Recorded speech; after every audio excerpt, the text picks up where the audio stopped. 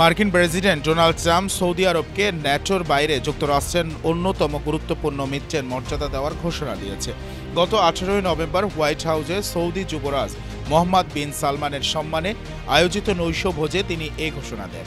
Trump জানান, Saudi আরবকে নন NATO major ally হিসেবে স্বীকৃতি দেওয়ার মাধ্যমে দুই দেশের সামরিক সহযোগিতা আরও ঘনিষ্ঠ হবে। তিনি বলেন, এটি সৌদি আরবের জন্য অত্যন্ত গুরুত্বপূর্ণ। আজ রাতে আমরা বিষয়টি আনুষ্ঠানিকভাবে ঘোষণা করছি। তিনি আরও উল্লেখ করেন, সৌদি অনুরোধে বিষয়টি শেষ মুহূর্ত পর্যন্ত গোপন রাখা হয়েছিল। বর্তমানে মাত্র 19টি দেশ যুক্তরাষ্ট্রের এ বিশেষ মর্যাদা পেয়েছে। সৌদি আরব যুক্ত হওয়ায় এটি মধ্যপ্রাচ্যে মার্কিন কৌশলগত অবস্থানকে আরও সুদৃঢ় করবে।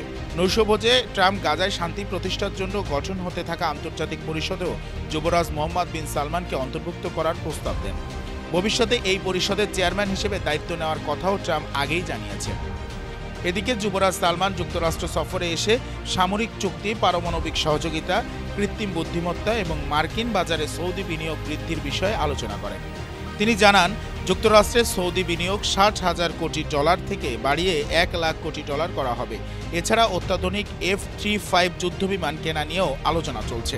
এ ঘোষণা মধ্যপ্রাচ্যের শক্তির ভারসাম্যে নতুন মাত্রা যোগ করবে বলে আন্তর্জাতিক মহল মনে করছে।